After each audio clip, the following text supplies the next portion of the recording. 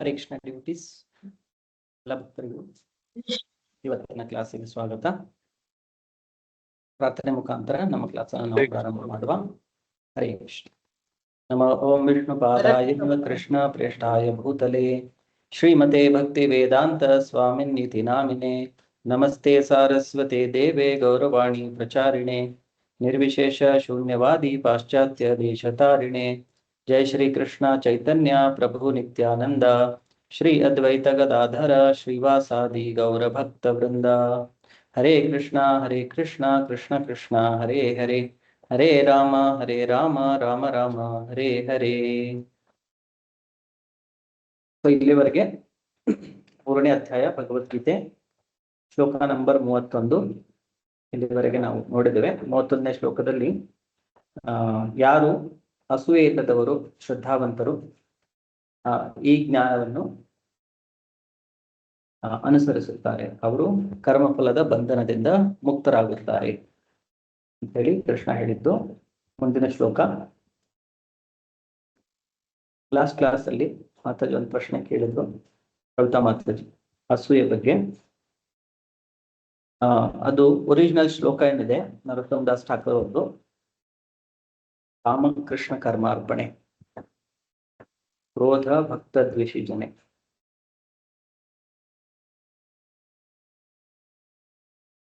ಲೋಭ ಸಾಧು ಸಂಗೆ ಹರಿಕಥಾ ಮೋಹ ಇಷ್ಟ ಲಾಭ ದಿನೆ ಇಷ್ಟ ಲಾಭ ಬಿನೆ ಮದ ಕೃಷ್ಣ ಗುಣಗಾನೆ ನಿಯುಕ್ತ ಕರಿಬ ಜಥಾ ಜಥಾ. ಇದರಲ್ಲಿ ನೋಡಿದ್ರೆ ಇದರಲ್ಲಿ ಮಾತ್ಸರ್ಯ ಇಲ್ಲ.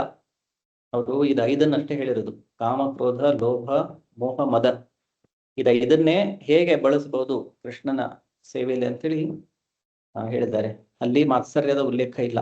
ಸೊ ಸ್ಪಿರಿಚುವಲ್ ವರ್ಲ್ಡ್ ಅಲ್ಲಿ ಮಾತ್ಸರ್ಯ ಇಲ್ಲ. ಮಾತ್ಸರ್ಯವನ್ನು ನಾವು ಬಿಟ್ಟು ಬಿಡಬೇಕು ಭಗವಂತ ಧಾಮಕ್ಕೆ ಹೋಗ್ಬೇಕಾದ್ರೆ. ಸೊ ನಮ್ಮ ಎಲ್ಲಾ ಆಸೆಗಳನ್ನ ಕೃಷ್ಣನ ಸೇವೆಯಲ್ಲಿ ನಮ್ಮ ಆಸೆಗಳನ್ನು ನಾವು ತೊಡಗಿಸ್ಕೊಳ್ಬಹುದು. ಯಾರು ಭಕ್ತರ ದ್ವೇಷಿಯಾಗಿರ್ತಾರೆ ಅವರ ಮೇಲೆ ನಾವು ಕ್ರೋಧ ಮಾಡಬಹುದು, ಮತ್ತು ಸಾಧು ಸಂಘ ಮತ್ತು ಭಗವಂತನ ಹರಿಕಥೆಯನ್ನು ಕೇಳಲಿಕ್ಕೆ ನಾವು ಲೋಭ ಮಾಡಬಹುದು.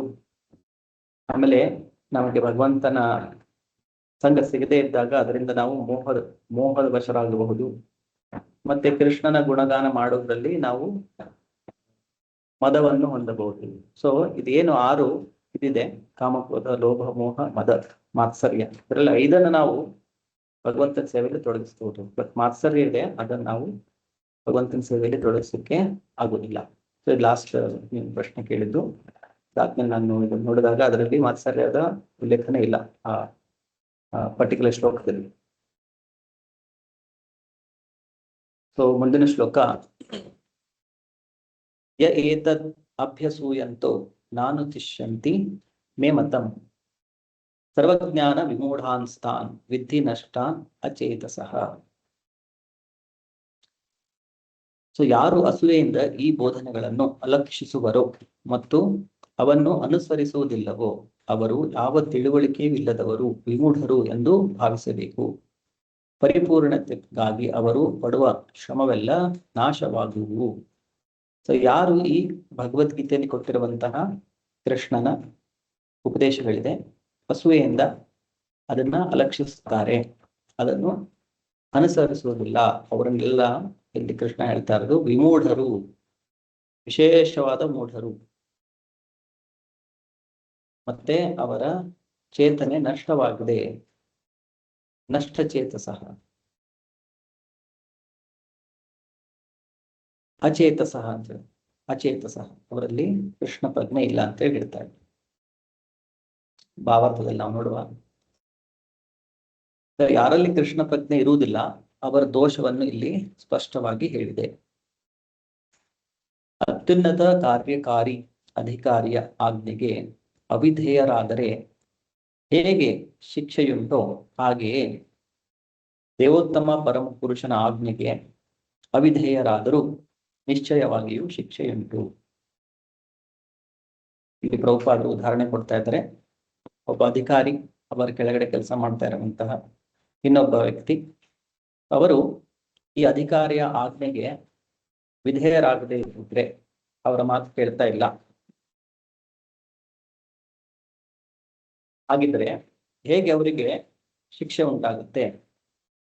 ಅದೇ ರೀತಿ ಯಾರು ಭಗವಂತನ ಆದೇಶಗಳನ್ನು ಪಾಲನೆ ಮಾಡುವುದಿಲ್ಲವೋ ಅವರಿಗೂ ಕೂಡ ಶಿಕ್ಷೆ ಉಂಟಾಗುತ್ತದೆ.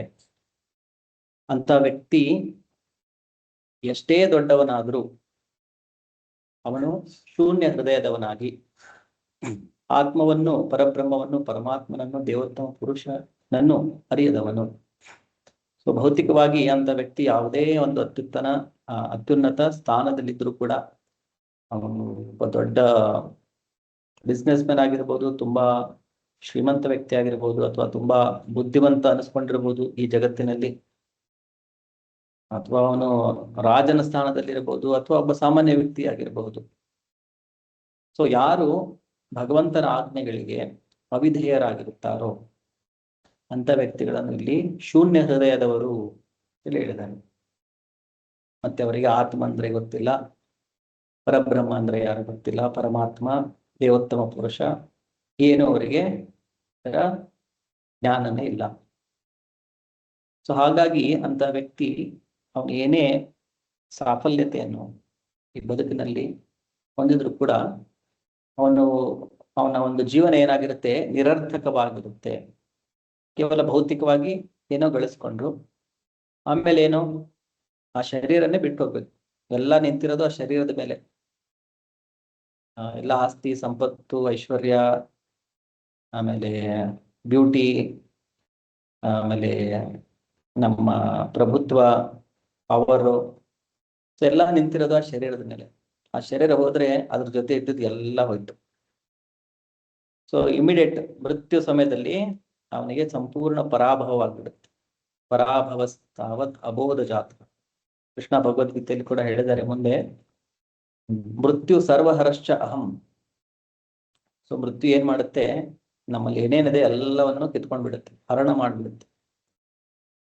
ಯಾರು ಈ ಭಗವಂತನ ಆ ಆದೇಶಗಳಿಗೆ, ಉಪದೇಶಗಳಿಗೆ ವಿಧೇಯರಾಗಿರುವುದಿಲ್ವೋ ಅವರು ಮೃತ್ಯುವಿನ ಸಮಯದಲ್ಲಿ ಎಲ್ಲವನ್ನು ಕಳ್ಕೊಂಡ್ಬಿಡ್ತಾರೆ. ಆದ್ರೆ ಯಾರು ಭಗವಂತನ ಭಕ್ತರಾಗಿರ್ತಾರೆ ಅವರು ಭಗವದ್ಧಾಮಕ್ಕೆ ಹೋಗ್ತಾರೆ. ಅಂದ್ರೆ ಅವರ ಇಂದಿನ ಏನು ಸ್ಥಿತಿ ಇದೆ ಅದಕ್ಕಿಂತಲೂ ಒಂದು ಒಳ್ಳೆಯ ಸ್ಥಿತಿಗೆ ಹೋಗ್ತಾರೆ ಅವರು. ಯಾಕಂದ್ರೆ ಅಲ್ಲಿ ಅವರಿಗೆ ಭೌತಿಕ ಶರೀರ ಇರೋದಿಲ್ಲ, ಆಧ್ಯಾತ್ಮಿಕ ಶರೀರ. ಅಂದ್ರೆ ಅವರ ಪ್ರಮೋಷನ್ ಆಗುತ್ತೆ. ಆದ್ರೆ ಯಾರು ಅಸೂಯೆ ಪಟ್ಟು ಭಗವಂತನ ಈ ನಿರ್ದೇಶನಗಳನ್ನ ಪಾಲನೆ ಮಾಡೋದಿಲ್ವೋ ಅವರ ಅಧೋಗತಿ ಆಗುತ್ತದೆ.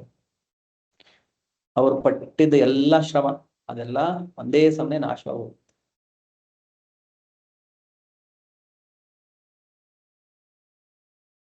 33ನೇ ಶ್ಲೋಕ. ಸದೃಶಂ ಚೇಷ್ಟತೆ ಸ್ವಸ್ಯಾಹ ಪ್ರಕೃತೇರ್ ಜ್ಞಾನವಾನಪಿ ಪ್ರಕೃತಿಂ ಯಾಂತಿ ಭೂತಾನಿ ನಿಗ್ರಹಂ ಕಿಂ ಕರಿಷ್ಯತಿ. ಮತ್ತೆ ಮುಂದೆ ಕೃಷ್ಣ ಹೇಳ್ತಾ ಇರೋದು, ಪ್ರತಿಯೊಬ್ಬನು ತಾನು ತ್ರಿಗುಣಗಳಿಂದ ಪಡೆದ ಸ್ವಭಾವಕ್ಕೆ ಅನುಗುಣವಾಗಿ ನಡೆಯುತ್ತಾನೆ. ಎಲ್ಲಾ ವ್ಯಕ್ತಿಗಳಿಗೆ ಅವ್ರದೇ ಆದಂತಹ ಒಂದು ಸ್ವಭಾವ ಇದೆ. ಅದು ಹೇಗೆ ಅವರು ಪಡೆದುಕೊಂಡಿದ್ದಾರೆ? ಈ ತ್ರಿಗುಣಗಳ ಪ್ರಭಾವದಿಂದ. ಇದು ಸಾಮಾನ್ಯವಾಗಿ ಬ್ರಾಹ್ಮಣ, ಕ್ಷತ್ರಿಯ, ವೈಶ್ಯ, ಶೂದ್ರ ಇದನ್ನು ವಿಂಗಡಣೆ ಮಾಡ್ತಾರೆ. ಒಬ್ಬ ವ್ಯಕ್ತಿಯಲ್ಲಿ ಇದರಲ್ಲಿ ಯಾವುದೋ ಒಂದು ಪ್ರವೃತ್ತಿ ಇರುತ್ತೆ. ಬ್ರಾಹ್ಮಣ ಪ್ರವೃತ್ತಿ ಇರುತ್ತೆ, ಕ್ಷತ್ರಿಯ ಪ್ರವೃತ್ತಿ ಇರುತ್ತೆ, ವೈಶ್ಯ ಪ್ರವೃತ್ತಿ ಇರುತ್ತೆ, ಇಲ್ಲವಂದ್ರೆ ಶೂದ್ರ ಪ್ರವೃತ್ತಿ ಇರುತ್ತೆ. ಸೊ ಅದು ಹೇಗೆ ಬಂದಿದೆ ಒಬ್ಬ ವ್ಯಕ್ತಿಯಲ್ಲಿ? ಅದು ಗುಣಗಳ ಪ್ರಭಾವದಿಂದ, ತನ್ನ ಹಿಂದಿನ ಕರ್ಮಗಳ ಪ್ರಭಾವದಿಂದ ಒಬ್ಬ ವ್ಯಕ್ತಿಯಲ್ಲಿ ಈ ಜನ್ಮದಲ್ಲಿ ಒಂದು ರೀತಿಯ ಗುಣಗಳ ಒಂದು ಪ್ರಭಾವ ಆಗ್ತಾ ಇರುತ್ತೆ ಅವರ ಮೇಲೆ. ಅದರಿಂದಾಗಿ ಅವರು ಒಂದು ರೀತಿಯ ಸ್ವಭಾವವನ್ನು ಬೆಳೆಸ್ಕೊಂಡಿರ್ತಾರೆ. ಸೊ ಅಂತ ವ್ಯಕ್ತಿ, ಉದಾಹರಣೆಗೆ ಇಲ್ಲಿ ಅರ್ಜುನನ ಕೇಸಲ್ಲಿ, ಅರ್ಜುನ ಒಬ್ಬ ಕ್ಷತ್ರಿಯ. ಸೊ ಅವನ ಸ್ವಭಾವ ಅಂತಂತಂದ್ರೆ ಪ್ರಜೆಗಳ ರಕ್ಷಣೆಯನ್ನು ಮಾಡುವುದು, ವೈರಿಗಳ ಜೊತೆ ಯುದ್ಧವನ್ನು ಮಾಡುವುದು, ಯಾರು ಧರ್ಮಕ್ಕೆ ವಿರುದ್ಧವಾಗಿರುತ್ತಾರೆ.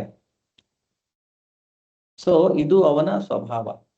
ಆಮೇಲೆ ಈ ಸ್ವಭಾವ ಏನಿದೆ ಇದನ್ನು ನಾವು ನಮ್ಮೆಲ್ಲಾ ಕಾರ್ಯಗಳು ಈ ಸ್ವಭಾವದ ಮೇಲೆ ಆಧಾರವಾಗಿರುತ್ತೆ. ಸೊ ಇಲ್ಲಿ ಅರ್ಜುನ ಹೇಳ್ತಾ ಇರೋದು, ನಾನು ಯುದ್ಧ ಬಿಟ್ಟು ಕಾಡಿಗೆ ಹೋಗ್ತೇನೆ ಅಂತೇಳಿ. ಆದ್ರೆ ಅವನು ಪಡೆದುಕೊಂಡಿರುವಂತಹ ಏನು ಸ್ವಭಾವ ಇದೆ ಕ್ಷತ್ರಿಯನಾಗಿ, ಅದನ್ನು ಅವನು ಬದಲಾಯಿಸ್ಲಿಕ್ಕೆ ಆಗಲ್ಲ. ಈಗ ನಾನು ಒಂದ್ ಕೆಲಸ ಬಿಟ್ಬಿಟ್ಟು ಇದನ್ನು ಬೇರೆದೇನೋ ಮಾಡ್ಲಿಕ್ಕೆ ಹೋಗ್ತೇನೆ ಅಂತ ಹೇಳಿದ್ರು, ಅಲ್ಲಿ ಹೋದ್ಮೇಲೂ ನಮ್ಮ ಪ್ರವೃತ್ತಿ, ನಮ್ಮ ಸ್ವಭಾವ ಏನಿರುತ್ತೆ ಅದೇ ತರ ಇರುತ್ತೆ. ನಾನು ಇಲ್ಲಿ ಇದು ಮಾಡ್ಲಿಕ್ಕೆ ಆಗಲ್ಲ ಅಂತೇಳಿ ಬಿಟ್ಟು ಹೋದ್ರೆ ಮತ್ತೆ ಬೇರೆ ಕಡೆ ಹೋದ್ರೆ ನಾನು ಮತ್ತೆ ಅದನ್ನೇ ಮಾಡ್ಬೇಕು, ಯಾಕಂದ್ರೆ ನನ್ನ ಸ್ವಭಾವನೆ ಅದೇ. ಸಡನ್ ಆಗಿ ಒಬ್ಬ ವ್ಯಕ್ತಿ ತನ್ನ ಈ ತ್ರಿಗುಣಗಳ ಸ್ವಭಾವವನ್ನು ಪರಿವರ್ತನೆ ಮಾಡ್ಲಿಕ್ಕೆ ಆಗಲ್ಲ. ಪ್ರತಿಯೊಬ್ಬನು ತಾನು ತ್ರಿಗುಣಗಳಿಂದ ಪಡೆದ ಸ್ವಭಾವಕ್ಕೆ ಅನುಗುಣವಾಗಿಯೇ ನಡೆಯುತ್ತಾನೆ. ಸೊ ಹಾಗಾಗಿ ಒಬ್ಬ ತಿಳುವಳಿಕೆ ಇರುವಂತಹ ವ್ಯಕ್ತಿ ತನ್ನ ಸ್ವಭಾವಕ್ಕೆ ಅನುಗುಣವಾಗಿ ಕಾರ್ಯವನ್ನು ನಡೆಸ್ತಾನೆ. ಸೊ ಅರ್ಜುನನ ಸ್ವಭಾವ ಕ್ಷತ್ರಿಯನದ್ದು ಆಗಿರೋದ್ರಿಂದ ಅವನು ಯುದ್ಧ ಮಾಡುವುದಿಲ್ಲ ಅಂತ ಅಂದ್ರೆ ನಿಗ್ರಹ ಅಂದ್ರೆ ಇದನ್ನ ನಾನು ಬಿಟ್ಟು ಬಿಡ್ಬೇಕು, ಇದನ್ನ ನಾನು ಮಾಡ್ಲಿಕ್ಕೆ ಆಗಲ್ಲ. ಸೊ ಆ ರೀತಿಯಾಗಿ ಅವನು ತಿಳಿದ್ರು ಕೂಡ, ಈ ಯುದ್ಧ ಬಿಟ್ಟು ಹೋದ್ರು ಕೂಡ ಮತ್ತೆ ಎಲ್ಲೋ ಹೋಗಿ ಅವನು ಮತ್ತೆ ಯುದ್ಧನೇ ಮಾಡ್ಬೇಕು, ಯಾಕಂದ್ರೆ ಅವನ ಸ್ವಭಾವನೆ ಆಗಿದೆ. ಯುದ್ಧ ಮಾಡದೇ ಇರುವುದು ಅವನಿಗೆ ಸಾಧ್ಯವಿಲ್ಲ. ತನ್ನ ಸ್ವಭಾವವನ್ನು ಬಿಟ್ಟು ಬೇರೆ ಪ್ರವೃತ್ತಿಯನ್ನು ತೆಗೆದುಕೊಳ್ಳಿಕ್ಕೆ ಅಷ್ಟು ಸುಲಭ ಅಲ್ಲ. ಸೊ ಹಾಗಾಗಿ ತಿಳುವಳಿಕೆ ಇರುವಂತಹ ವ್ಯಕ್ತಿ ತನ್ನ ಸ್ವಭಾವಕ್ಕೆ ಅನುಗುಣವಾಗಿ ಕಾರ್ಯವನ್ನು ನಡೆಸುತ್ತಾನೆ. ಅದರಲ್ಲಿ ನಿಗ್ರಹ ಮಾಡಿದ್ರೆ ಅದಕ್ಕೆ ಯಾವುದೇ ರೀತಿಯ ಒಳ್ಳೆಯ ಫಲ ಸಿಗುವುದಿಲ್ಲ. ಆದ್ರೆ ಒಬ್ಬ ವ್ಯಕ್ತಿಯ ಪರಿಪೂರ್ಣತೆ ಏನಂತಂದ್ರೆ, ನನ್ನ ಸ್ವಭಾವವನ್ನು ಹೇಗೆ ನಾನು ಭಗವಂತನ ಸೇವೆಯಲ್ಲಿ ತೊಡಗಿಸ್ಕೊಳ್ಬೇಕು, ಆವಾಗ ಅವನ ಒಂದು ಪರ್ಫೆಕ್ಷನ್ ಆಗುತ್ತೆ, ಒಂದು ಸಫಲತೆ ಅವನಿಗೆ ಸಿಗುತ್ತೆ. ನಮ್ಮ ಸ್ವಭಾವವನ್ನು ನಾವು ಸುಲಭವಾಗಿ ಬದಲಾವಣೆ ಮಾಡ್ಲಿಕ್ಕೆ ಆಗುವುದಿಲ್ಲ, ಆದ್ರೆ ಆ ಸ್ವಭಾವವನ್ನು ಹೇಗೆ ನಾನು ಭಗವಂತನ ಸೇವೆಯಲ್ಲಿ ತೊಡಗಿಸ್ಕೊಳ್ಬಹುದು, ಅದರಿಂದ ನಾನು ಸಿದ್ಧಿಯನ್ನು ಪ್ರಾಪ್ತ ಮಾಡ್ತೇನೆ. ಸೊ ಅದು ಒಬ್ಬ ವ್ಯಕ್ತಿ ತಿಳುವಳಿಕೆ ಇರುವಂತಹ ವ್ಯಕ್ತಿ ಮಾಡಬೇಕಾಗಿರುವಂತಹ ಕಾರ್ಯ. ನನ್ನ ಸ್ವಭಾವವನ್ನು ತಿಳಿದುಕೊಂಡು ಅದನ್ನು ಹೇಗೆ ನಾನು ಕೃಷ್ಣನ ಸೇವೆಯಲ್ಲಿ ತೊಡಗಿಸ್ಕೊಳ್ಬೇಕು. ಭಾವಾರ್ಥದಲ್ಲಿ ಪ್ರಭುಪಾದರು ಹೇಳ್ತಾರೆ, ಯಾರು ಕೃಷ್ಣ ಪ್ರಜ್ಞೆಯ ಆಧ್ಯಾತ್ಮಿಕ ವೇದಿಕೆಯಲ್ಲಿ ಇರುವುದಿಲ್ವೋ, ಸೊ ಅಂತ ವ್ಯಕ್ತಿಗೆ ಈ ಗುಣಗಳ ಪ್ರಭಾವದಿಂದ ಬಿಡಿಸಿಕೊಳ್ಳೋದು ತುಂಬಾ ಕಷ್ಟ. ಇದನ್ನು 7ನೇ ಅಧ್ಯಾಯದಲ್ಲಿ ಕೂಡ ಕೃಷ್ಣ ಹೇಳಿದ್ದಿದೆ, ಅದನ್ನು ಪ್ರಭುಪಾದರು ಇಲ್ಲಿ ಉಲ್ಲೇಖ ಮಾಡ್ತಾ ಇದ್ದಾರೆ. ಪ್ರಾಪಂಚಿಕ ಮಟ್ಟದಲ್ಲಿ ಒಬ್ಬ ಮನುಷ್ಯನು ಅತ್ಯುನ್ನತ ಶಿಕ್ಷಣವನ್ನು ಪಡೆಯಬಹುದು, ಆದರೂ ಸಾತ್ವಿಕ ಜ್ಞಾನದಿಂದ ಮಾತ್ರವೇ ಅಥವಾ ದೇಹವನ್ನು ಆತ್ಮದಿಂದ ಬೇರ್ಪಡಿಸುವುದರಿಂದ ಮಾತ್ರವೇ ಅವನು ಮಾಯೆಯ ಗೋಜಿನಿಂದ ತಪ್ಪಿಸಿಕೊಳ್ಳಲಾರ. ಆಧ್ಯಾತ್ಮಿಕತೆಯ ಶಾಸ್ತ್ರದಲ್ಲಿ ಬಹುಪರಿಣಿತರೆಂದು ಹೊರಗೆ ತೋರಿಸಿಕೊಂಡು ಆಧ್ಯಾತ್ಮಿಕ ಜೀವಿಗಳೆಂದು ಕರೆಸಿಕೊಳ್ಳುವವರು ಎಷ್ಟೋ ಮಂದಿ, ಆದರೆ ಅಂತರಂಗದಲ್ಲಿ ಅಥವಾ ಗುಟ್ಟಾಗಿ ಅವರು ಸಂಪೂರ್ಣವಾಗಿ ಪ್ರಕೃತಿಯ ಗುಣಗಳಿಗೆ ಅಧೀನರಾಗಿರುತ್ತಾರೆ. ಈ ಗುಣಗಳನ್ನು ಅವರು ದಾಟಲಾರರು. ಅಧ್ಯಯನದ ದೃಷ್ಟಿಯಿಂದ ಒಬ್ಬ ಮನುಷ್ಯ ಬಹುದೊಡ್ಡ ವಿದ್ವಾಂಸನಾಗಿರಬಹುದು, ಆದರೆ ಐಹಿಕ ಪ್ರಕೃತಿಯೊಡನೆ ಬಹುಕಾಲ ಸಹವಾಸ ಮಾಡಿದ್ರಿಂದ ಆತನು ಬಂಧನದಲ್ಲಿರುತ್ತಾನೆ. ಐಹಿಕ ಅಸ್ತಿತ್ವದ ದೃಷ್ಟಿಯಿಂದ ಮನುಷ್ಯನು ತನಗೆ ವಿಧಿಸಿದ ಕರ್ತವ್ಯಗಳಲ್ಲಿ ತೊಡಗಿರಬಹುದು, ಆದರೂ ಕೃಷ್ಣ ಪ್ರಜ್ಞೆಯು ಆತನು ಐಹಿಕ ತೊಡಕಿನಿಂದ ಬಿಡುಗಡೆ ಹೊಂದಲು ನೆರವಾಗುತ್ತದೆ.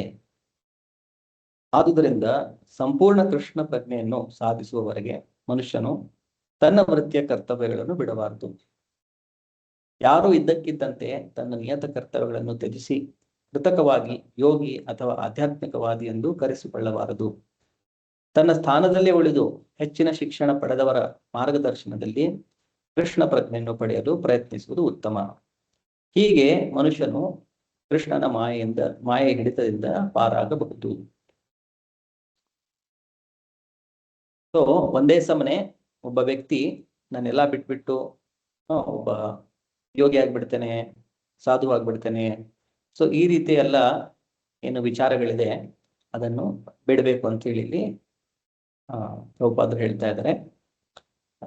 ಇದ್ದಕ್ಕಿದ್ದಂತೆ ತನ್ನ ನಿಯತ ಕರ್ತವ್ಯಗಳನ್ನು ತ್ಯಜಿಸಿ ಕೃತಕವಾಗಿ ಆರ್ಟಿಫಿಷಿಯಲ್ ಆಗಿ ಆ ಸ್ಥಾನವನ್ನು ಹೊಂದಲಿಲ್ಲ, ನಮ್ಮಲ್ಲಿ ಆ ಗುಣಗಳಿಲ್ಲ, ಆದ್ರೂ ಹೊರನೋಟಕ್ಕೆ ಒಬ್ಬ ಯೋಗಿಯ ತರ, ಒಬ್ಬ ಸಾಧುವಿನ ತರ, ಒಬ್ಬ ಆಧ್ಯಾತ್ಮಿಕವಾದಿಯಾಗಿ ನಾವು ಕರೆಸಿಕೊಳ್ಳಬಾರದು. ಸೊ ನಾವು ನಮ್ಮ ಲೆವೆಲ್ ಏನಿದೆ ಅಂತೇಳಿ ನಾವು ತಿಳ್ಕೋಬೇಕು. ಎಷ್ಟು ನನ್ನಲ್ಲಿ ಆತ್ಮಶುದ್ಧಿಯಾಗಿದೆ, ಇಂದ್ರಿಯಗಳ ಮೇಲೆ ನಿಗ್ರಹ ಎಷ್ಟಾಗಿದೆ, ಅದನ್ನು ನಾವು ತಿಳಿದುಕೊಂಡು ನಮ್ಮ ಸ್ಥಾನ ಏನಿದೆ ಆ ಸ್ಥಾನದಲ್ಲಿ ಇದ್ದುಕೊಂಡು ಆದ್ರೆ ಯಾರು ಈ ಆಧ್ಯಾತ್ಮಿಕ ಪಥದಲ್ಲಿ ಪ್ರಗತಿಯನ್ನು ಮಾಡಿದ್ದಾರೆ ಅವರ ಮಾರ್ಗದರ್ಶನದಲ್ಲಿ ನಾವು ಕೂಡ ಕೃಷ್ಣ ಪ್ರಜ್ಞೆಯನ್ನು ಹೇಗೆ ಹೆಚ್ಚಿಸಬಹುದು, ಸೊ ಅದನ್ನು ನಾವು ಪ್ರಯತ್ನ ಪಡಬೇಕು. ಕೃತಕವಾಗಿ ನಾನು ತುಂಬಾ ಅಡ್ವಾನ್ಸ್ ಆಗ್ಬಿಟ್ಟಿದ್ದೇನೆ, ನಾನು ತುಂಬಾ ಅಭಿವೃದ್ಧಿಯನ್ನು ಹೊಂದಿದ್ದೇನೆ, ಆಧ್ಯಾತ್ಮಿಕದಲ್ಲಿ ಎಲ್ಲ ತಿಳ್ಕೊಂಡ್ಬಿಟ್ಟಿದ್ದೇನೆ, ಕೃತಕವಾಗಿ ನಾವು ನಿಜವಾಗಿ ತಲುಪದೇ ಇರುವಂತ ಸ್ಥಾನದ ಆ ಸ್ಥಾನದ ಏನು ಲಕ್ಷಣಗಳಿದೆ ಅದನ್ನು ನಾವು ಎಕ್ಸಿಬಿಟ್ ಮಾಡೋದು, ತೋರಿಸ್ಕೊಳ್ಳೋದು, ಅದನ್ನು ಮಾಡೋದು. ಅದು ತುಂಬಾ ಕಾಲ ಉಳಿಯೋದಿಲ್ಲ ಕೂಡ. ಯಾಕಂದ್ರೆ ನಮ್ಮ ಚೇತನೆ ಏನಿದೆ ಅದು 3 ಗುಣಗಳ ಪ್ರಭಾವದಲ್ಲಿ ಇರೋದ್ರಿಂದ ನಾವು ಸ್ವಲ್ಪ ಮಟ್ಟಿಗೆ ಆ ರೀತಿಯಾಗಿ ಇಮಿಟೇಷನ್, ಅನುಕರಣೆ ಮಾಡಬಹುದು. ಅನುಕರಣೆ, ಒಬ್ಬ ತುಂಬಾ ಅಡ್ವಾನ್ಸ್ ಆಗಿರುವಂತ ಆಧ್ಯಾತ್ಮಿಕ ವ್ಯಕ್ತಿ ತರ ಅನುಕರಣೆ ಮಾಡಬಹುದು. ಅದು ಬಹುಕಾಲ ನಿಲ್ಲೋದಿಲ್ಲ, ಯಾಕಂದ್ರೆ ನಾವು ಯಾವಾಗಲೂ ಗುಣಗಳ ಪ್ರಭಾವದಲ್ಲಿ ಇರುತ್ತೆ. ಸೊ ಈ 3 ಗುಣಗಳ ಪ್ರಭಾವ, ಭಗವಂತನ ಏನು ಮಾಯಾಶಕ್ತಿ ಇದೆ ಅದರಿಂದ ತಪ್ಪಿಸಿಕೊಳ್ಳುವುದು ಅಷ್ಟು ಸುಲಭವಾಗಿ ಸಾಧ್ಯವಿಲ್ಲ. ಎಷ್ಟೋ ಉದಾಹರಣೆಗಳಿದೆ, ನಾವು ಶಾಸ್ತ್ರಗಳಲ್ಲಿ ನೋಡ್ತೇವೆ. ದೊಡ್ಡ ದೊಡ್ಡ ಋಷಿಗಳು, ಯೋಗಿಗಳು, ಅವರು ಕೂಡ ಮಾಯಾ ಪ್ರಭಾವದಲ್ಲಿ ಬಂದು ಮತ್ತೆ ತಮ್ಮ ಆಧ್ಯಾತ್ಮಿಕ ಪಥದಿಂದ ಅವರ ಪತನವಾಗಿರುವಂತಹ ಉದಾಹರಣೆಗಳಿದೆ. ನಾವು ನೋಡ್ತೇವೆ, ವಿಶ್ವಾಮಿತ್ರ ಆಗಿರಬಹುದು, ಶೌಬರಿ ಮುನಿ ಅಂತೇಳಿ ಇನ್ನೊಂದು ಕತೆ ಕೂಡ ಬರುತ್ತೆ. ಸೊ ಅವರು ಎಷ್ಟು ದೊಡ್ಡ ಯೋಗಿಗಳಾಗಿದ್ರು ಕೂಡ ಮತ್ತೆ ಇಂದ್ರಿಯಗಳಿಗೆ ಅವರು ಸೋತು ಹೋದ್ರು. ಅವರ ಮುಂದೆ ನಾವು ಕಂಪೇರ್ ಮಾಡಿದ್ರೆ, ತುಲನೆ ಮಾಡಿದ್ರೆ ನಾವು ಏನೂ ಇಲ್ಲ ಅವ್ರಿಗೆ ಕಂಪೇರ್ ಮಾಡಿದ್ರೆ. ಸೊ ನಾವು ಮಾಡ್ತಾ ಇರೋಂಥ ಸಾಧನೆ ಕೂಡ ಏನು, ಸ್ವಲ್ಪ ಬೆಳಿಗ್ಗೆ ಬೇಗ ಹೇಳ್ತೇವೆ, ಭಗವಂತನ ನಾಮದ ಜಪ ಮಾಡ್ತೇವೆ, ಇದು ಹೈಯೆಸ್ಟ್. ಇದೆಲ್ಲ ಭಗವಂತನ ಕೃಪೆಯಿಂದ ನಮಗೆ ಸಿಕ್ಕಿರೋದು. ಆದ್ರೆ ನಮ್ಮಲ್ಲಿ ಅಷ್ಟು ತಪಸ್ಸು ಕೂಡ ಇಲ್ಲ, ಮತ್ತೆ ಅಷ್ಟು ಜ್ಞಾನ ಕೂಡ ಇಲ್ಲ.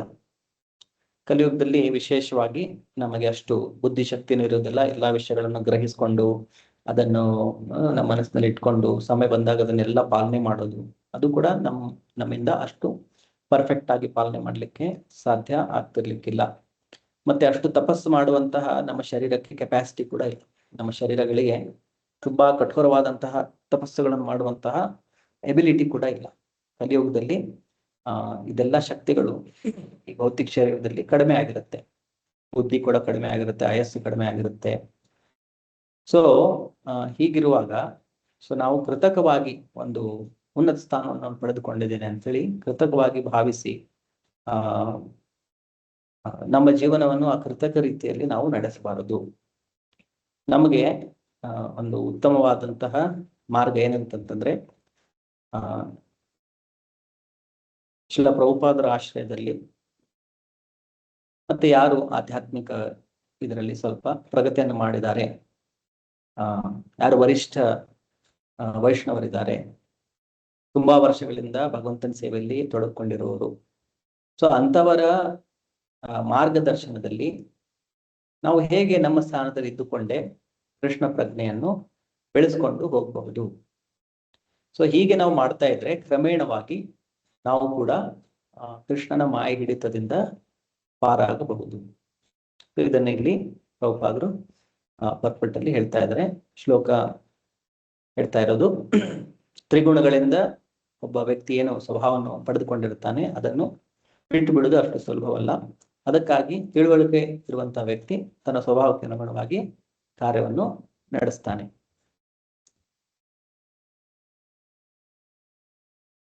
ಮುಂದಿನ ಶ್ಲೋಕ, ಇಂದ್ರಿಯಸ್ಯಾರ್ಥೆ ರಾಗದ್ವೇಷೌ ವ್ಯವಸ್ಥಿತೌ ತಯೋರ್ನ ವಶಮಾಗಚ್ಚೇತ್ ತೌ ಹಿ ಅಸ್ಯ ಪರಿಪಂಥಿನೌ. ಸೊ ಇಲ್ಲಿ ಕೃಷ್ಣ ಹೇಳ್ತಾ ಇರೋದು,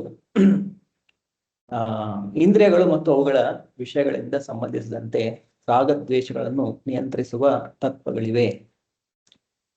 ಮನುಷ್ಯನು ಇಂತಹ ರಾಗದ್ವೇಷಗಳ ವಶನಾಗಬಾರದು, ಏಕೆಂದರೆ ಆತ್ಮ ಸಾಕ್ಷಾತ್ಕಾರದ ಮಾರ್ಗದಲ್ಲಿ ಅವು ಅಡ್ಡಿಗಳು. ಸೊ ಇಲ್ಲಿ ಅರ್ಜುನನ ಯುದ್ಧ ಮಾಡದೇ ಇರುವ ಅಂತಹ ಏನು ಅವನಿಗೆ ಅನಿಸ್ತಾ ಇದೆ, ನಾನು ಯುದ್ಧವನ್ನು ಬಿಟ್ಟು ಹೋಗಬೇಕು. ಸೊ ಅದಕ್ಕೆ ಕಾರಣ ಏನಂತಂದ್ರೆ, ಅದು ಅವನ ಮನಸ್ಸಿಗೆ ಸುಖವನ್ನು ಕೊಡ್ತಾ ಇಲ್ಲ. ಮನಸ್ಸು ಕೂಡ ಎಲ್ಲ ಇಂದ್ರಿಯಗಳು ಮನಸ್ಸಿಂದ ಕಂಟ್ರೋಲ್ ಆಗುತ್ತೆ. ಮನಸ್ಸಿನಿಂದ ನಾವು ನಮ್ಮನ್ನ ಮೇಲಿನ ಹಂತಕ್ಕೆ ತೆಗೆದುಕೊಂಡು ಹೋಗ್ಬೋದು, ಅಥವಾ ನಮ್ಮನ್ನು ಕೆಳಮಟ್ಟಕ್ಕೆ ಕೂಡ ನಾವು ಪತನಗೊಳಿಸಬಹುದು. ಸೊ ಮನಸ್ಸಿನಿಂದಾನೇ ನಾವು ನಮ್ಮನ್ನು ಮೇಲೆ ಏರಿಸ್ಕೊಂಡು ಹೋಗ್ಬೋದು, ಅಥವಾ ನಾವು ಕೆಳಗೆ ಅಧೋಗತಿಗೂ ಕೂಡ ಹೊರಡ್ಬೋದು. ಸೊ ಇಲ್ಲಿ ಅರ್ಜುನನಿಗೆ ಅವನ ಮನಸ್ಸು ಒಪ್ತಾ ಇರ್ಲಿಲ್ಲ. ಇದು ನನಗೆ ಅಷ್ಟು ಲೈಕ್ ಆಗಲ್ಲ, ನನ್ನದೇ ಆದಂತಹ ಅಜ್ಜ ಆಗಿದ್ದಾರೆ, ಭೀಷ್ಮ ಪಿತಾಮಹ, ಗುರುಗಳಾಗಿದ್ದಾರೆ ದ್ರೋಣಾಚಾರ್ಯ, ಮತ್ತೆ ಎಷ್ಟೋ ಜನ ಸಂಬಂಧಿಗಳಿದ್ದಾರೆ, ಅವರನ್ನು ಕೊಲ್ಲೋದು ನನ್ನ ಮನಸ್ಸಿಗೆ ಲೈಕ್ ಆಗ್ತಾ ಇಲ್ಲ. ಸೊ ಅದಕ್ಕೆ ನಾನು ಯುದ್ಧ ಬಿಟ್ಟು ಹೋಗ್ಬಿಡ್ತೇನೆ. ಅಂದ್ರೆ ಅವನು ಮನಸ್ಸಿನ ವಶದಲ್ಲಿ ಬಂದಿದ್ದ. ಯಾವುದು ಸರಿ ಯಾವುದು ತಪ್ಪು ಅದನ್ನು ಅವನು ವಿಚಾರ ಮಾಡ್ತಾ ಇರ್ಲಿಲ್ಲ. ಆದ್ರೆ ಅವನ ಮನಸ್ಸು ಕೂಡ ಅವನಿಗೆ ಬೇರೆ ಬೇರೆ ರೀಸನ್ಸ್ ಕೊಡ್ತಾ ಇತ್ತು, ಬೇರೆ ಬೇರೆ ಕಾರಣಗಳನ್ನು ಕೊಡ್ತಾ ಇತ್ತು. ಹೀಗ್ ಮಾಡಿದ್ರೆ ಇದು ತಪ್ಪು, ನಮ್ದೇ ವ್ಯಕ್ತಿಗಳನ್ನು ಕೊಲ್ಬಾರ್ದು, ಈ ತರ ಮಾಡ್ಬಿಟ್ರೆ ಮುಂದೆ ವರ್ಣಸಂಕರ ಆಗುತ್ತೆ. ಕೆಲವೊಂದ್ಸಲ ನಮ್ಮ ಮನಸ್ಸು ನಾವೇನು ನಮಗೆ ಲೈಕ್ ಆಗಲ್ವೋ ಅದನ್ನ ಮಾಡದೇ ಇರೋ ತರ ಜಸ್ಟಿಫಿಕೇಶನ್ ಕೂಡ ಕೊಡ್ಲಿಕ್ಕೆ ರೀಸನ್ಸ್ ಗಳನ್ನು ಕೊಡ್ಲಿಕ್ಕೆ ಶುರು ಮಾಡುತ್ತೆ. ಇದು ಮಾಡಬಾರ್ದು, ಅದು ನಮ್ಗೆ ಎಷ್ಟು ಕನ್ವಿನ್ಸಿಂಗ್ ಮಾಡುತ್ತೆ ಅಂತಂತಂದ್ರೆ ನಾನು ಸರಿನೇ ಮಾಡ್ತಾ ಇದ್ದೇನೋ ಅಂತೇಳಿ. ಸೊ ಇಲ್ಲೂ ಕೂಡ ಅರ್ಜುನನಿಗೆ ಅದೇ ರೀತಿ ಯುದ್ಧ ಮಾಡೋದು ಅವನಿಗೆ ಇಷ್ಟ ಇಲ್ಲ. ಸೊ ಅದನ್ನ ಸಪೋರ್ಟ್ ಮಾಡ್ಲಿಕ್ಕೆ ಈಗ ಏನ್ ಆರ್ಗ್ಯುಮೆಂಟ್ ಕೊಡ್ಬೋದು, ಅದೆಲ್ಲ ಅವನ ಮನಸ್ಸು ಅವನಿಗೆ ಕೊಡ್ತಾ ಇತ್ತು. ಈ ಕಾರಣದಿಂದ ಯುದ್ಧ ಮಾಡಬಾರ್ದು, ಈ ಕಾರಣದಿಂದ ಯುದ್ಧ ಮಾಡಬಾರ್ದು, ಈ ಕಾರಣದಿಂದ ಯುದ್ಧ ಮಾಡಬಾರ್ದು. ಆದ್ರೆ ಒಂದು ಒಳ್ಳೆಯ ವಿಚಾರ ಏನಂತಂತಂದ್ರೆ, ಅರ್ಜುನನಿಗೆ ಅನ್ನಿಸ್ತು, ಯಾಕಂದ್ರೆ ನಾನು ಕ್ಷತ್ರಿಯನಾಗಿದ್ದೇನೆ, ಯುದ್ಧ ಮಾಡೋದೇ ನನ್ನ ಕರ್ತವ್ಯ, ಆದ್ರೆ ಇಲ್ಲಿ ನನ್ನ ಮನಸ್ಸು ನನಗೆ ಯುದ್ಧ ಮಾಡಬೇಡ ಅಂತ ಹೇಳ್ತಾ ಇದೆ. ಅವನಿಗೆ ಗೊತ್ತಾಯ್ತು ನಾನೀಗ ಗೊಂದಲದಲ್ಲಿದ್ದೇನೆ ಅಂತ. ಆ ಗೊಂದಲದ ಸಮಯದಲ್ಲಿ ಅವನು ತೆಗೆದುಕೊಂಡ ನಿರ್ಣಯ ಏನಂತಂದ್ರೆ ಕೃಷ್ಣನಿಗೆ ಶರಣಾಗುವುದು. ಸೊ ಇದು ಡಿವೋಟಿಯ ಒಂದು ಕ್ವಾಲಿಫಿಕೇಶನ್, ಡಿವೋಟಿಯ ಲಕ್ಷಣ. ಸೊ ಈ ರೀತಿ ಯಾವಾಗ ಗೊಂದಲ ಇರುತ್ತೆ, ಅವರು ಭಗವಂತನ ಆಶ್ರಯದಲ್ಲಿ ಅಥವಾ ಭಗವಂತನ ಭಕ್ತರ ಅವರ ಜೊತೆ ಕನ್ಸಲ್ಟ್ ಮಾಡಿ ಅವರಿಗೆ ಕೇಳ್ಬಿಟ್ಟು ಈ ರೀತಿ ಇದೆ, ಸೊ ನಾನು ಮಾಡ್ತಾ ಇರೋದು ಸರಿನಾ ತಪ್ಪು. ಯಾಕಂದ್ರೆ ನಾವು ಕೆಲವೊಂದ್ಸಲ ನಮ್ಗೆ ಗೊತ್ತಾಗ್ಲಿಕ್ಕಿಲ್ಲ ಸರಿನೋ ತಪ್ಪು ಅಂತ ಹೇಳಿ. ಸೊ ಇಲ್ಲಿ ಅದೇ ಸಂದರ್ಭದಲ್ಲಿ ಕೃಷ್ಣ ಹೇಳ್ತಾ ಇರೋದು, ಸೊ ನಾವು ಇಂದ್ರಿಯಗಳ ವಶಕ್ಕೆ ಬರಬಾರದು ಅಂತ ಹೇಳಿ. ಇಂದ್ರಿಯಸ್ಯ ಅರ್ಥೆ ರಾಗದ್ವೇಷ ವ್ಯವಸ್ಥಿತ. ಸೊ ಕೆಲವೊಂದು ರಾಗ, ಕೆಲವೊಂದು ದ್ವೇಷ. ರಾಗ ಅಂತಂತಂದ್ರೆ ಅದನ್ನ ಮಾಡ್ಲಿಕ್ಕೆ ತುಂಬಾ ಇಂಟ್ರೆಸ್ಟ್ ಇರುತ್ತೆ, ನಮ್ಗೆ ತುಂಬಾ ಗುಡ್ ಫೀಲ್ ಆಗ್ತಾ ಇರುತ್ತೆ, ಇದನ್ನ ಮಾಡಿದ್ರೆ ನಮ್ಗೆ ನನಗೆ ಇದ್ರಲ್ಲಿ ತುಂಬಾ ಇಂಟ್ರೆಸ್ಟ್ ಇದೆ, ಸೊ ಅದು ರಾಗ, ನಾನು ತುಂಬಾ ಇಂಟ್ರೆಸ್ಟ್ ಇಂದ ಮಾಡ್ತೇನೆ, ಇದ್ರಲ್ಲಿ ನನಗೆ ಒಂದು ಒಳ್ಳೆ ಅನುಭವ ಆಗ್ತಾ ಇದೆ. ದ್ವೇಷ ಅಂತಂತಂದ್ರೆ ಇದು ನನಗೆ ಅಷ್ಟು ಲೈಕ್ ಇಲ್ಲ, ಇದನ್ನ ಮಾಡ್ಲಿಕ್ಕೆ ನನಗಾಗಲ್ಲ, ಸೊ ನಾನು ಐ ವಾಂಟ್ ಟು ಗೋ ಅವೇ, ಇದರಿಂದ ನಾನು ದೂರ ಹೋಗ್ಬಿಡ್ತೇನೆ. ಸೊ ಈ ರೀತಿಯ ರಾಗ ದ್ವೇಷಗಳು ಯಾವಾಗ್ಲೂ ನಮ್ಮ ಜೀವನದಲ್ಲಿ ಬರ್ತಾ ಇರುತ್ತೆ. ಆದ್ರೆ ನಾವು ಅವುಗಳ ವಶದಲ್ಲಿ ಬರಬಾರದು, ರಾಗದ್ವೇಷಗಳ ವಶದಲ್ಲಿ ಬರಬಾರದು. ಅಂದ್ರೆ ನನಗೇನ್ ಲೈಕ್ ಆಗುತ್ತೆ, ನನಗೇನ್ ಲೈಕ್ ಆಗಲ್ಲ, ಅದು ನಮ್ಮ ಡಿಸಿಷನ್ ಮೇಕಿಂಗ್ಗೆ ಆಧಾರವಾಗಿರಬಾರದು. ನಾವೇನು ನಿರ್ಣಯ ತಗೊಳ್ತೇವೆ, ನನ್ನ ಲೈಕ್ ಮತ್ತೆ ಡಿಸ್ಲೈಕ್, ನನಗಿದಿಷ್ಟ ಇದಿಷ್ಟ ಇಲ್ಲ, ಅದು ನಾವು ನಿರ್ಧಾರ ತಗೋಬೇಕಾದ್ರೆ ಅದು ಆಧಾರವಾಗಿರಬಾರ್ದು. ಆಧಾರ ಏನಾಗಿರ್ಬೇಕು, ಶಾಸ್ತ್ರಗಳಲ್ಲಿ ಏನ್ ಹೇಳಿದೆ, ಧರ್ಮದ ಪ್ರಕಾರ ಏನ್ ಸರಿ ಇದೆ ಏನ್ ತಪ್ಪಿದೆ, ಅದು ನಮ್ಮ ನಿರ್ಣಯ ಮಾಡುವುದಕ್ಕೆ ಆಧಾರವಾಗಿರ್ಬೇಕು. ಸೊ ನಾವು ಇಂದ್ರಿಯಗಳ ವಶದಲ್ಲಿ ಬರಬಾರದು. ಯಾಕೆ ಕೃಷ್ಣ ಇದನ್ನ ಹೇಳ್ತಾ ಇರೋದು, ಯಾಕಂದ್ರೆ ಅದು ಆತ್ಮ ಸಾಕ್ಷಾತ್ಕಾರದ ಮಾರ್ಗದಲ್ಲಿ ಅಡ್ಡಿಯನ್ನು ಉಂಟು ಮಾಡುತ್ತೆ. ಕೇವಲ ನಾವು ನಮ್ಮ ಇಂದ್ರಿಯಕ್ಕೆ ಏನು ಸುಖ ಕೊಡುತ್ತೆ ಅದನ್ನೇ ನಾನು ಮಾಡ್ತೇನೆ, ಇಂದ್ರಿಯಕ್ಕೆ ಏನು ಸುಖ ಕೊಡಲ್ಲ ಅದನ್ನೆಲ್ಲ ನಾನು ಮಾಡಲ್ಲ ಅಂತಂತಂದ್ರೆ ಅದು ನಮಗೆ ಆತ್ಮ ಸಾಕ್ಷಾತ್ಕಾರದ ಮಾರ್ಗದಲ್ಲಿ ಇವು ಎಲ್ಲ ಅಡ್ಡಿಗಳಿವೆ. ಈಗ ನನಗೆ ಬೆಳಿಗ್ಗೆ ಬೇಗ ಎಳಬೇಕು, ಸೊ ಇದು ನನಗೆ ಲೈಕ್ ಆಗಲ್ಲ, ಅವನು ಚೆನ್ನಾಗಿ ನಿದ್ದೆ ಮಾಡಬೇಕು 8 ಗಂಟೆವರೆಗೆ, ಆಮೇಲೆ ನಾನು ಹೇಳ್ಬೋದು. ಸೊ ನಮ್ಮ ಮನಸ್ಸು ನಮ್ಗೆ ಹೇಳುತ್ತೆ 8 ಗಂಟೆವರೆಗೂ ಮಲಗಬೇಕು ಅಂತ. ಆದರೆ ಶಾಸ್ತ್ರಗಳೇನ್ ಹೇಳ್ತಾ ಇರೋದು, ತಪೋ ದಿವ್ಯಂ ಪುತ್ರಕ ಏನು ಶುದ್ಧೇತ ಸತ್ವಂ, ಮನುಷ್ಯ ಜೀವನ ಇರೋದು ತಪಸ್ಸಿಗಾಗಿ.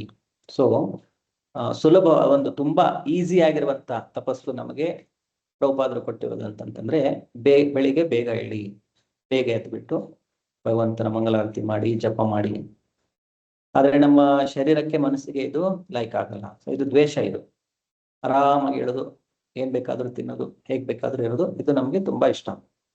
ಸೊ ಇಂತಹ ನಮ್ಮ ಮನಸ್ಸಿಗೆ ಏನು ಇಷ್ಟ ಆಗುತ್ತೆ, ಏನು ಇಷ್ಟ ಆಗಲ್ಲ, ಅದರ ಆಧಾರದ ಮೇಲೆ ನಾವು ನಮ್ಮ ಜೀವನ ನಡೆಸಿದ್ರೆ ನಾವು ಆತ್ಮ ಸಾಕ್ಷಾತ್ಕಾರವನ್ನು ಹೊಂದಲಿಕ್ಕೆ ಆಗುವುದಿಲ್ಲ. ಇದೆಲ್ಲ ನಮ್ಮ ಮಾರ್ಗದಲ್ಲಿ ಅಡ್ಡಿ ಆಗುತ್ತವೆ. ಭಾವಾರ್ಥವನ್ನು ನಾವು ನೋಡುವ. ಯಾರು ಕೃಷ್ಣ ಪ್ರಜ್ಞೆಯಲ್ಲಿ ಇರ್ತಾರೋ ಸಹಜವಾಗಿಯೇ ಅವರು ಐಹಿಕ ಇಂದ್ರಿಯ ತೃಪ್ತಿಯಲ್ಲಿ ತೊಡಗಲು ಇಷ್ಟಪಡುವುದಿಲ್ಲ. ಸೊ ಯಾರಿಗೆ ಈ ಭಗವದ್ಗೀತೆ ಬಗ್ಗೆ ಸ್ವಲ್ಪ ಜ್ಞಾನ ಗೊತ್ತಾಗಿರುತ್ತೆ, ಜೀವನದ ಉದ್ದೇಶ ಏನಂತೇಳಿ ಗೊತ್ತಾಗಿರುತ್ತೆ, ಅವ್ರಿಗೆ ಸಹಜವಾಗಿ ಈ ಇಂದ್ರಿಯ ತೃಪ್ತಿ ಮಾಡುವಂತಹ ಕಾರ್ಯಗಳಲ್ಲಿ ತೊಡಗಲಿಕ್ಕೆ ಅವರು ಅಷ್ಟು ಇಷ್ಟಪಡುವುದಿಲ್ಲ. ಆದರೆ ಯಾರಲ್ಲಿ ಇಂತಹ ಪ್ರಜ್ಞೆ ಇರುವುದಿಲ್ವೋ, ಅಪೌರುಷೇಯ ಗ್ರಂಥ ಧರ್ಮ ಗ್ರಂಥಗಳ ವಿಧಿ ನಿಯಮಗಳನ್ನು ಅನುಸರಿಸಬೇಕು. ಐಹಿಕ ಸೆರೆಗೆ ಮಿತಿ ಇಲ್ಲದ ಇಂದ್ರಿಯ ಭೋಗವೇ ಕಾರಣ. ಆದ್ರೆ ಅಪೌರುಷೇಯ ಶಾಸ್ತ್ರಗಳ ವಿಧಿ ನಿಯಮಗಳನ್ನು ಅನುಸರಿಸುವವನು ಇಂದ್ರಿಯ ವಸ್ತುಗಳ ಗೋಜಿಗೆ ಸಿಕ್ಕಿಬಿಡುವುದಿಲ್ಲ. ಸೊ ಯಾರು ಡೈರೆಕ್ಟ್ ಆಗಿ ಈ ಭಗವಂತನ ಭಕ್ತಿಯಲ್ಲಿ ತೊಡಗಿಕೊಳ್ಳಿಲ್ಲ ಅಂತ ವ್ಯಕ್ತಿಗಳು ಅಟ್ಲೀಸ್ಟ್ ಏನು ಧರ್ಮ ಗ್ರಂಥಗಳಿದೆ, ವೇದಗಳಿದೆ, ಅದರಲ್ಲಿ ಬೇರೆ ಬೇರೆ ನಿಯಮಗಳನ್ನು ಕೊಟ್ಟಿದ್ದಾರೆ, ಅಟ್ಲೀಸ್ಟ್ ಅದನ್ನಾದ್ರೂ ಪಾಲನೆ ಮಾಡಬೇಕು ಅಂತ ಹೇಳಿದ್ದಾರೆ. ಈಗ ಡೈರೆಕ್ಟ್ ಆಗಿ ಭಗವಂತನ ಭಕ್ತಿಯಲ್ಲಿ ತೊಡಗಿಕೊಳ್ಳುವಂತಂದ್ರೆ ಇದು ವಿರಕ್ತಿಯ ಮಾರ್ಗ. ಒಂದು ಪ್ರವೃತ್ತಿ, ಇನ್ನೊಂದು ನಿವೃತ್ತಿ ಅಂತ. ನಿವೃತ್ತಿ ಅಂತಂತಂದ್ರೆ ಪ್ರವೃತ್ತಿ ಮಾರ್ಗ ಅಂತಂದ್ರೆ ನನಗೇನು ಆಸೆಗಳಿದೆ ಅದನ್ನು ಪೂರೈಸಿ ಮಾಡ್ತಾ ಮಾಡ್ತಾ ಮಾಡ್ತಾ ಕೊನೆಗೆ ನಾನು ಮೋಕ್ಷವನ್ನು ಹೊಂದಲಿಕ್ಕೆ ಪ್ರಯತ್ನ ಪಡ್ತೇನೆ, ಎಲ್ಲ ಆಸೆಗಳನ್ನು ಪೂರೈಸಿಕೊಂಡು. ನಿವೃತ್ತಿ ಮಾರ್ಗ ಅಂತಂತಂದ್ರೆ ಇಷ್ಟೆಲ್ಲಾ ಮಾಡಿ ಕೊನೆಗೆ ನಾನು ಭಗವಂತನ ಬಳಿಗೆ ಹೋಗ್ಬೇಕು, ಅದೇ ಇತ್ತಂತಂದ್ರೆ ಯಾಕೆ ನಾನು ಟೈಮನ್ನು ವೇಸ್ಟ್ ಮಾಡಬೇಕು, ಕೇವಲ ನನ್ನ ಶರೀರವನ್ನು ಮೇಂಟೈನ್ ಮಾಡ್ಲಿಕ್ಕೆ ಎಷ್ಟು ಇಂದ್ರಿಯ ತೃಪ್ತಿ ಅವಶ್ಯಕತೆ ಇದೆ ಅಷ್ಟನ್ನೇ ಇಂದ್ರಿಯ ತೃಪ್ತಿ ಮಿನಿಮಮ್ ಆಗಿ ಇಟ್ಕೊಂಡು ಉಳಿದ ಸಮಯವನ್ನು ಭಗವಂತನ ಸೇವೆಯಲ್ಲಿ ತೊಡಗಿಸ್ಕೊಂಡು ಇದೇ ಜೀವನದಲ್ಲಿ ನಾನು ಭಗವಂತನ ಬಳಿಗೆ ಹೋಗ್ಬಿಡ್ತೇನೆ. ಸೊ ಅದು ನಿವೃತ್ತಿ ಮಾರ್ಗ.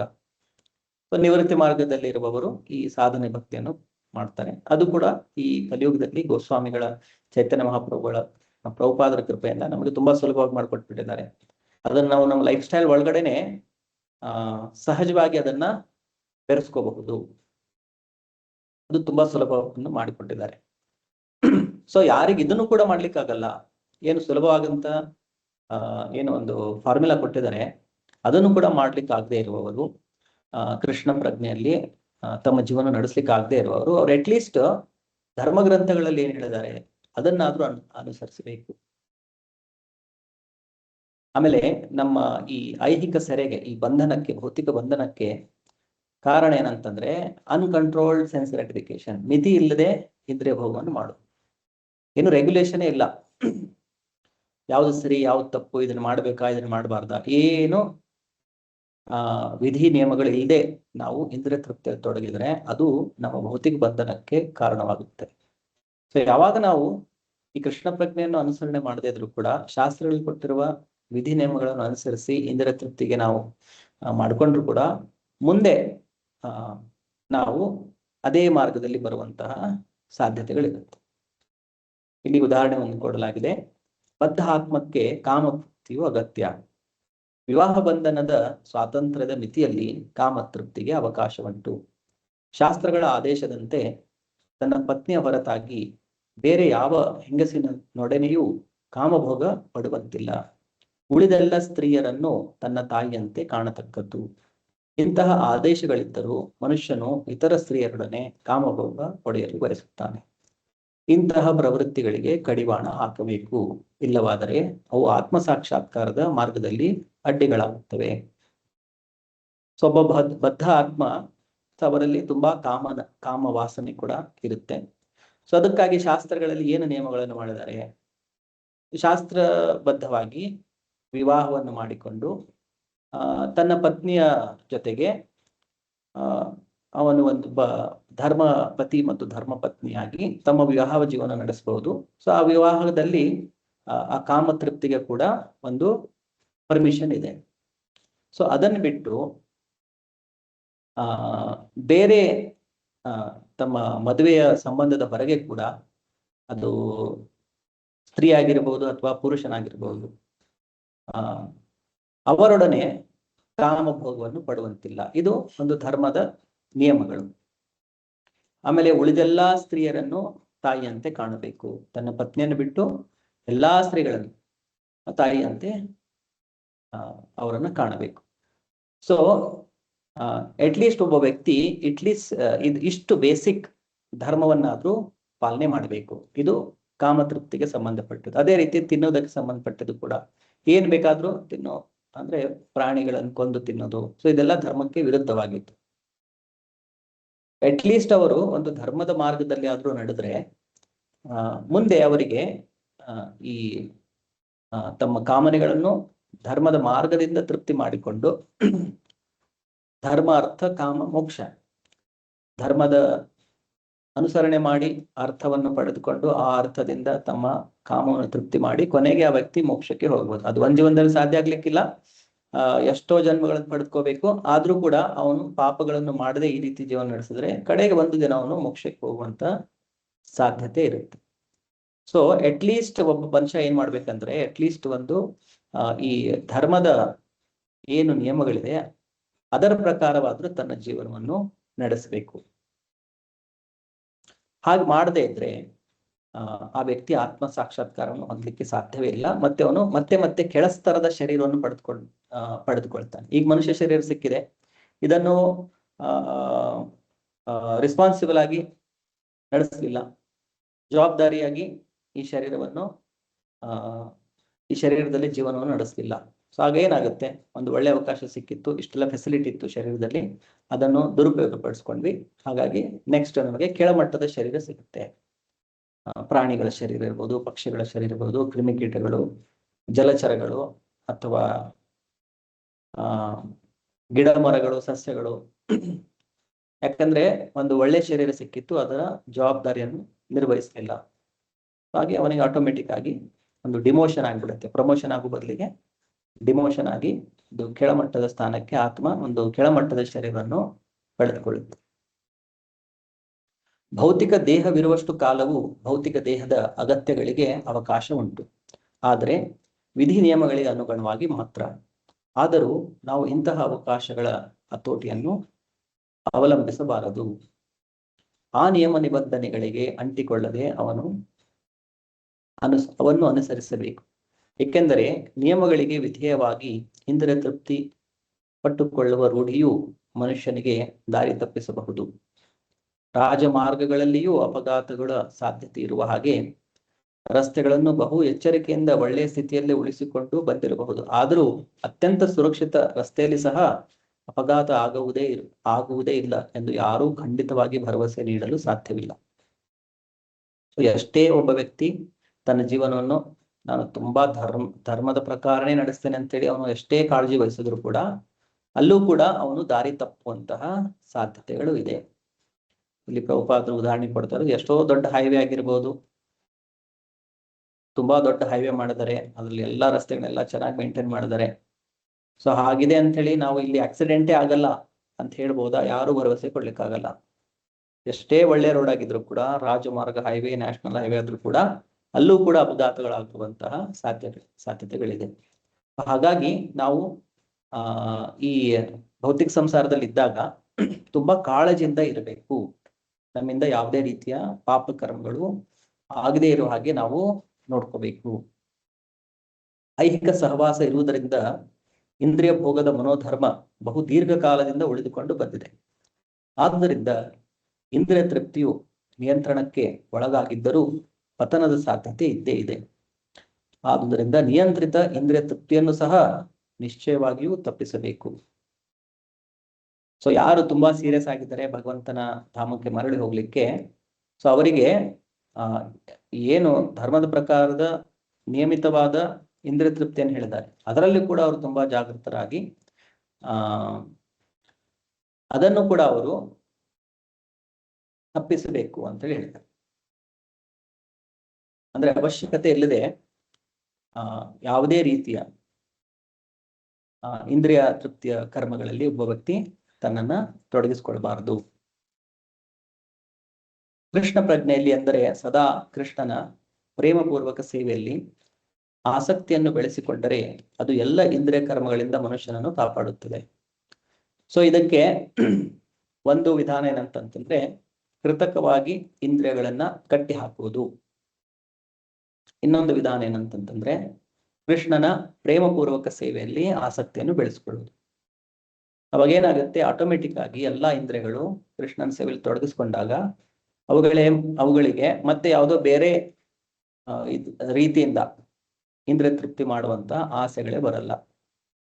ಉದಾಹರಣೆಗೆ ನಾವು ತಿನ್ನೋದು ನಮ್ಮ ನಾಲಿಗೆಗೆ ಯಾವಾಗಲೂ ಏನಾದ್ರೂ ಒಂದು ರುಚಿಯಾಗಿ ಬೇಕು. ಸೊ ಕೃಷ್ಣ ಪ್ರಜ್ಞೆಯಲ್ಲಿ ನಾವು ಭಗವಂತನಿಗೆ ರುಚಿಯಾದ ಅಡುಗೆಯನ್ನು ಮಾಡಿ ಭಗವಂತನಿಗೆ ನೈವೇದ್ಯ ಮಾಡಿ ಪ್ರಸಾದದ ರೂಪದಲ್ಲಿ ನಾವು ಸೇವಿಸ್ಕೊಳ್ಬಹುದು. ಸೊ ಯಾರು ತಮ್ಮ ನಾಲಿಗೆಯನ್ನು ಕೇವಲ ಕೃಷ್ಣ ಪ್ರಸಾದ ಸೇವನೆ ಮಾಡಲಿಕ್ಕೆ ತೊಡಗಿಸ್ಕೊಳ್ತಾರೆ, ಕ್ರಮೇಣವಾಗಿ ಅವರಿಗೆ ಉಳಿದ ಎಲ್ಲಾ ರೀತಿಯ ಏನು ನಾಲಿಗೆ ಚಪಲ ಇರುತ್ತೆ ಅದೆಲ್ಲ ಬಿಟ್ಟು ಹೋಗುತ್ತೆ. ಯಾಕಂದ್ರೆ ಆ ವ್ಯಕ್ತಿಗೆ ಪ್ರಸಾದದ ರೂಪದಲ್ಲಿ ತುಂಬಾ ಸ್ವಾದಿಷ್ಟವಾದಂತಹ ವಸ್ತುಗಳು ಸಿಗ್ತಾ ಇದೆ, ಕೃಷ್ಣನ ಪ್ರಸಾದ. ಸೊ ಹಾಗಾಗಿ ಅವನಿಗೆ ಇದನ್ ಬಿಟ್ಟು ನಾನು ಅಲ್ಲಿ ಹೋಗಿ ಇದನ್ನ ತಿನ್ಬೇಕು, ಇಲ್ಲಿ ಹೋಗಿ ಇದನ್ನ ತಿನ್ಬೇಕು, ಮಾಂಸಾಹಾರ ತಿನ್ಬೇಕು, ಇದೆಲ್ಲ ಅವನಿಗೆ ಆಸೆನೆ ಬರಲ್ಲ. ಆಟೋಮೆಟಿಕ್ ಆಗಿ ಏನಾಯ್ತು, ಆ ಇಂದ್ರಿಯ ನಿಯಂತ್ರಣದಲ್ಲಿ ಬಂದ್ಬಿಡ್ತು. ಸೊ ಅದೇ ರೀತಿ ಎಲ್ಲಾ ಇಂದ್ರಿಯಗಳನ್ನು ನಾವು ಕೃಷ್ಣನ ಸೇವೆಯಲ್ಲಿ, ಪ್ರೇಮಪೂರ್ವಕ ಸೇವೆಯಲ್ಲಿ ತೊಡಗಿಸ್ಕೊಳ್ಳಿಕ್ಕೆ ಆಸಕ್ತಿ ಬೆಳೆಸ್ಕೊಂಡ್ರೆ ಇಂದ್ರಿಯಗಳು ಅನವಶ್ಯಕವಾಗಿ ಇಂದ್ರಿಯ ವಸ್ತುಗಳ ಜೊತೆಗೆ ತೊಡಗಿಸ್ಕೊಳ್ಳೋದ್ರಲ್ಲಿ ಅದರಿಂದ ನಾವು ಇಂದ್ರಿಯಗಳನ್ನು ಕಾಪಾಡಿದಂಗೆ ಆಗುತ್ತೆ. ಆದುದರಿಂದ ಬದುಕಿನ ಯಾವುದೇ ಘಟ್ಟದಲ್ಲಿಯೂ ಕೃಷ್ಣ ಪ್ರಜ್ಞೆಯಲ್ಲಿ ಅನಾಸಕ್ತರಾಗಲು ಪ್ರಯತ್ನಿಸಬಾರದು. ಯಾವಾಗಲೂ ನಾವು ಕೃಷ್ಣ ಪ್ರಜ್ಞೆಯಲ್ಲಿ ಆಸಕ್ತಿಯನ್ನು ಬೆಳೆಸ್ಕೊಂಡು ಹೋಗ್ಬೇಕು. ಯಾವುದೇ ಘಟ್ಟದಲ್ಲಿ ಕೂಡ ಇದನ್ನ ಯಾರು ಮಾಡ್ತಾರೆ ಬಿಟ್ಬಿಡುವ ಆ ರೀತಿಯ ಒಂದು ಮನೋಭಾವನೆ ನಮ್ಮಲ್ಲಿ ಬರಬಾರದು. ಎಂಥ ಪರಿಸ್ಥಿತಿ ಬಂದರೂ ಕೂಡ ನಾವು ನಮ್ಮನ್ನು ಕೃಷ್ಣ ಪ್ರಜ್ಞೆಯಲ್ಲಿ ಯಾವಾಗಲೂ ತೊಡಗಿಸ್ಕೊಂಡಿರ್ಬೇಕು. ಅದು ನಮ್ಮನ್ನು ಈ ಜನ್ಮ ಮೃತ್ಯುವಿನ ಚಕ್ರದಿಂದ ಕಾಪಾಡುತ್ತೆ. ಯಾವಾಗ ನಾವು ಕೃಷ್ಣ ಪ್ರಜ್ಞೆಯನ್ನು ಬಿಟ್ಟು ಕೇವಲ ಇಂದ್ರಿಯ ತೃಪ್ತಿಯಲ್ಲಿ ತೊಡಗಿಕೊಳ್ಳುತ್ತೇವೆ, ಅದರ ಅರ್ಥ ಅಂತಂತಂದ್ರೆ ನಾವು ಇನ್ನೂ ಇದೇ ಸಂಸಾರದಲ್ಲಿ ಮತ್ತೆ ಮತ್ತೆ ಜನ್ಮ ತೆಗೆದುಕೊಳ್ತಾ ಇರೋದು. ಸೊ ಹಾಗಾಗಿ ಯಾವುದೇ ಘಟ್ಟದಲ್ಲಿ ಕೂಡ ಕೃಷ್ಣ ಪ್ರಜ್ಞೆಯಲ್ಲಿ ನಾವು ಅನಾಸಕ್ತಿಯನ್ನು ಹೊಂದಬಾರದು. ಎಲ್ಲ ರೀತಿಯ ಇಂದ್ರಿಯ ಆಸಕ್ತಿಯಿಂದ ದೂರವಾಗುವ ಉದ್ದೇಶವು ಅಂತಿಮವಾಗಿ ಕೃಷ್ಣ ಪ್ರಜ್ಞೆಯ ವೇದಿಕೆಯಲ್ಲಿ ನೆಲೆಯನ್ನು ಪಡೆದುಕೊಳ್ಳುವುದೇ ಆಗಿದೆ. ಸೊ ಬೇರೆ ಬೇರೆ ಶಾಸ್ತ್ರಗಳಲ್ಲಿ ಏನ್ ಹೇಳಿದ್ದಾರೆ, ಇಂದ್ರಿಯಗಳನ್ನು ನಿಗ್ರಹ ಮಾಡಬೇಕು, ಇಂದ್ರಿಯ ವಸ್ತುಗಳಲ್ಲಿ ಆಸಕ್ತಿಯನ್ನು ಕಡಿಮೆ ಮಾಡಬೇಕು. ಸೊ ಇದೆಲ್ಲ ಹೇಳಿರುವ ಉದ್ದೇಶ ಏನಂತಂದ್ರೆ ಕೊನೆಯಾಗಿ ಅಂತಿಮ ಘಟ್ಟದಲ್ಲಿ ನಾವು ಭಗವಂತನಿಗೆ ಶರಣಾಗಿ, ಕೃಷ್ಣನಿಗೆ ಶರಣಾಗಿ, ಕೃಷ್ಣನ ಸೇವೆಯಲ್ಲಿ ತೊಡಗಿಕೊಳ್ಳೋದು. ಇದೇ ಉದ್ದೇಶ. ಸ್ಮರ್ತವ್ಯ ಸತತಂ ವಿಷ್ಣು ವಿಸ್ಮರ್ತವ್ಯೋನ ಜಾತು ಸರ್ವೇ ವಿಧಿ ನಿಷೇಧಾಯೇ ಏತಯೋರೇವ ಕಿಂಕರ. ಏನೇನು ವಿಧಿ ನಿಷೇಧಗಳು ಕೊಟ್ಟಿದ್ದಾರೆ ಶಾಸ್ತ್ರಗಳಲ್ಲಿ, ವಿಧಿ ಅಂತಂತಂದ್ರೆ ಹೀಗೆ ಮಾಡಿ, ನಿಷೇಧ ಅಂತಂದ್ರೆ ಇದನ್ನು ಮಾಡಬೇಡಿ. ಸೊ ಡೂಸ್ ಅಂಡ್ ಡೋಂಟ್ಸ್ ಎಲ್ಲ ವಿಧಿ ಮತ್ತು ನಿಷೇಧಗಳು. ಸೊ ಏನೇನು ವಿಧಿ ನಿಷೇಧಗಳನ್ನು ಕೊಟ್ಟಿದ್ದಾರೆ ಶಾಸ್ತ್ರಗಳಲ್ಲಿ, ಅದರ ಉದ್ದೇಶ ಏನು? ಯಾವಾಗಲೂ ಕೃಷ್ಣನ ಸ್ಮರಣೆಯನ್ನು ಮಾಡ್ತಾ ಇರಬೇಕು. ಸ್ಮರ್ತವ್ಯ ಸತತಂ ವಿಷ್ಣು ನ ವಿಸ್ಮರ್ತವ್ಯೋ ಜಾತು. ಯಾವಾಗ್ಲೂ ಮರಿಬಾರ್ದು, ಯಾವಾಗ್ಲೂ ಕೃಷ್ಣನನ್ನ ಸ್ಮರಣೆ ಮಾಡ್ತಾ ಇರ್ಬೇಕು. ಈ ಕಾರಣಕ್ಕಾಗಿಯೇ ಎಲ್ಲಾ ವಿಧಿ ನಿಷೇಧಗಳನ್ನು ಕೊಟ್ಟಿದ್ದಾರೆ. ಸೊ ಯಾವ ವ್ಯಕ್ತಿ ಅದನ್ನು ತಿಳಿದುಕೊಂಡಿರ್ತಾನೆ, ಎಲ್ಲಾ ಇಂದ್ರಿಯ ನಿಗ್ರಹದ ಉದ್ದೇಶ ಅಂತಿಮವಾಗಿ ಕೃಷ್ಣ ಪ್ರಜ್ಞೆಯ ವೇದಿಕೆಯಲ್ಲಿ ನಾವು ನಮ್ಮನ್ನು ನೆಲೆಸಿಕೊಳ್ಳಬೇಕು. ಸೊ ಇದೇ ಆಗಿದೆ. ಸೊ ಇಂತಹ ವ್ಯಕ್ತಿ ಈ ರಾಗದ್ವೇಷಗಳಿಗೆ ಒಳಗಾಗಿದೆ. ಇವು ಆತ್ಮ ಸಾಕ್ಷಾತ್ಕಾರದ ಮಾರ್ಗಕ್ಕೆ ಅಡ್ಡಿಗಳು. ಇದನ್ನು ತಿಳಿದುಕೊಂಡು ಅವನು ಒಬ್ಬ ಆಧ್ಯಾತ್ಮಿಕ ಗುರುವಿನ ಮಾರ್ಗದರ್ಶನದಲ್ಲಿ ತನ್ನ ಜೀವನವನ್ನು ನಡೆಸ್ತಾನೆ. ಆಲ್ರೆಡಿ 7:45 ಆಗಿದೆ. ಇವತ್ತಿನ ಶ್ಲೋಕ 34. ಸೊ 3 ಶ್ಲೋಕ ನಾವು ಕವರ್ ಮಾಡಿದ್ದೇವೆ. ಇದಕ್ಕೆ ಸಂಬಂಧಪಟ್ಟಿದ ಹಾಗೆ ಏನಾದರೂ ಪ್ರಶ್ನೆಗಳಿದ್ರೆ ಹೇಳ್ಬಹುದು. 3ನೇ ಅಧ್ಯಾಯ ಆಲ್ಮೋಸ್ಟ್ ಕೊನೆಗೆ ನಾವು ಬರ್ತಾ ಇದ್ದೇವೆ. ಇನ್ನು ಕೆಲವೊಂದು ಶ್ಲೋಕಗಳಾದ್ಮೇಲೆ ಇದು 3ನೇ ಅಧ್ಯಾಯ ಕರ್ಮಯೋಗ ಅಂತೇಳಿ. ಸೊ ಹೇಗೆ ಒಬ್ಬ ವ್ಯಕ್ತಿ ತನ್ನ ನಿಯಮಿತ ಕರ್ಮಗಳನ್ನು ಮಾಡ್ತಾ ಕೃಷ್ಣ ಪ್ರಜ್ಞೆಯನ್ನು ಬೆಳೆಸಬಹುದು, ಅದನ್ನು ಈ ಕರ್ಮಯೋಗ ಅಧ್ಯಾಯದಲ್ಲಿ ಕೃಷ್ಣ ಹೇಳ್ತಾ ಇರೋದು. ಮುಂದಿನ ಅಧ್ಯಾಯ ಜ್ಞಾನ ಯೋಗ ಅಂತೇಳಿ ಪ್ರಾರಂಭವಾಗುತ್ತೆ. ಸೊ ಯಾವುದೇ ಪ್ರಶ್ನೆಗಳಿಲ್ಲದೆ ಇದ್ರೆ ಇವತ್ತಿನ ಕ್ಲಾಸ್ ನಾವು ಇಲ್ಲೇ ಸಮಾಪ್ತಗೊಳಿಸುವ. ಮತ್ತೆ ಮುಂದಿನ ವಾರ ನೆಕ್ಸ್ಟ್ ಶ್ಲೋಕ ಕಂಟಿನ್ಯೂ ಮಾಡುವ. ಕ್ಲಾಸಿಗೆ ಜಾಯ್ನ್ ಆಗಿದ್ದಕ್ಕೆ ಎಲ್ರಿಗೂ ಧನ್ಯವಾದಗಳು. ಹರೇ ಕೃಷ್ಣ. ವಿಶ್ವಗುರು ಶ್ರೀಲ ಪ್ರಭುಪಾದ ಕಿ ಜೈ. ಜೈ. Thank you Prabhu. Hare Krishna. Thank you Prabhuji. Hare Hare Krishna. Thank you Prabhu. Hare